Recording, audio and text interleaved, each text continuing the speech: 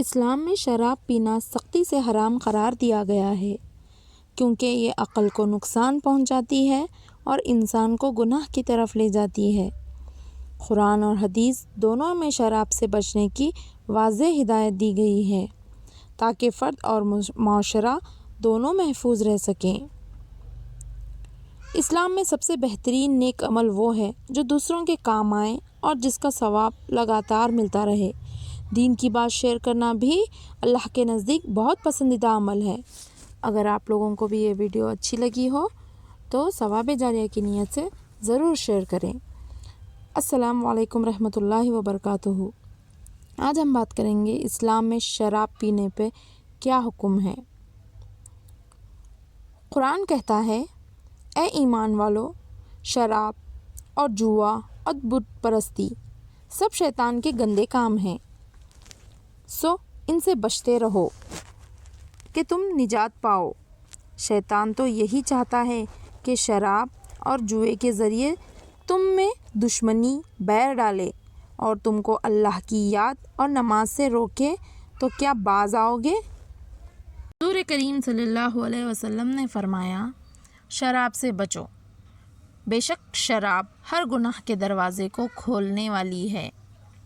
قرآن اور حدیث سے معلوم ہوتا ہے کہ شراب پینے والا اللہ اور رسول کا نافرمان ہے اور عذاب کا مستحق ہے۔ اور قرآن نے اللہ اور رسول کے نافرمان کے بارے میں فرمایا، جو کوئی اللہ اور اس کے رسول کی نافرمانی کرے گا اور اسلام کی قائم کی ہوئی حدود سے بڑھ جائے گا، اللہ اس کی آگ میں ڈال دے گا اور اس میں ہمیشہ رہے گا اور اس کے لیے ذلت کا عذاب ہے۔ لیکن افسوس کی بات ہے، ہمارے معاشرے میں شراب کی لعنت ناقابل بیان حد تک بڑھ گئی ہے۔ حالانکہ نبی کریم صلی اللہ علیہ وسلم نے فرمایا، جو دنیا میں شراب پیتا ہے قیامت کے دن اس کو اللہ طینۃ الخبال پلائے گا۔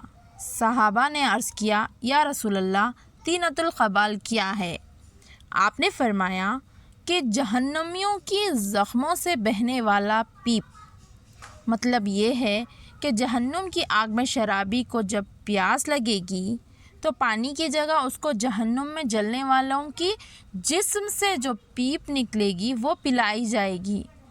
شرابی کو اپنے برے انجام سے بچنے کے لیے توبہ کرنی چاہیے، کیونکہ نبی کریم صلی اللہ علیہ وسلم نے فرمایا، شراب کی لت والا جنت میں نہیں جائے گا۔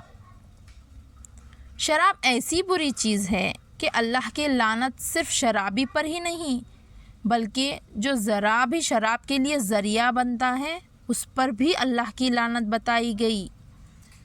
ایک حدیث میں آیا ہے، اللہ کے رسول صلی اللہ علیہ وسلم نے فرمایا، اللہ کی لعنت شراب پر ہے اور شرابی پر بھی اور شراب پلانے والے پر بھی اور خریدنے والے پر بھی اور بیچنے والے پر بھی، بنانے والے پر بھی اور بنوانے والے پر بھی، اٹھا کر لے جانے والے پر بھی اور جس کے پاس اٹھا کر لے جائی جا رہی ہے اس پر بھی، اور شراب کا پیسہ کھانے والے پر بھی۔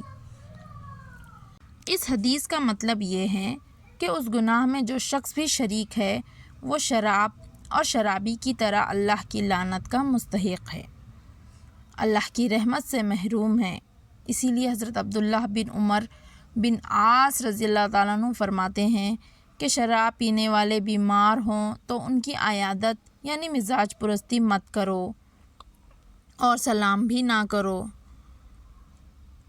کچھ حدیثوں میں یہ بھی آیا ہے کہ شرابیوں کے ساتھ نہ اٹھو نہ بیٹھو، اور بیمار ہوں تو عیادت بھی نہ کرو، وہ مر جائیں تو ان کا جنازے میں بھی شریک نہ ہو۔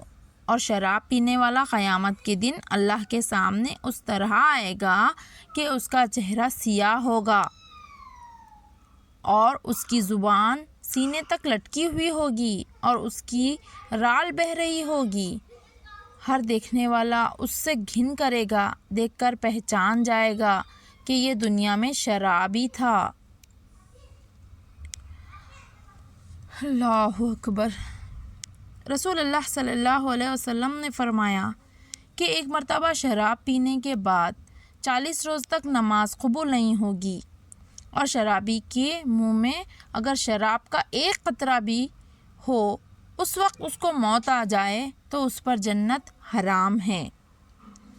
بالخصوص علماء کرام ہر جگہ کے ذمہ دار لوگوں کا یہ فرض ہے کہ راہ حق سے بھٹکے ہوئے شراب نوشی کی لت میں پڑے ہوئے لوگوں کی ہاتھ کو پکڑیں، ان کو عذاب آخرت سے ڈرائیں اور توبہ کرائیں، کیونکہ توبہ اور استغفار کا دروازہ کھلا ہوا ہے۔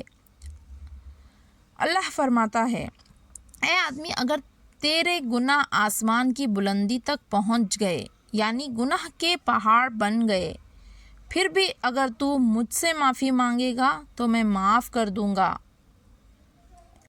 توبہ صرف زبان سے توبہ کہہ لینے کا نام نہیں ہے، بلکہ توبہ نام ہے اپنی زندگی کو اس گناہ سے پاک کر لینے کا جس سے توبہ کر رہا ہے، اور اللہ سے سچا اور پکا عہد کرنے کا کہ اب یہ گناہ کبھی نہیں کروں گا۔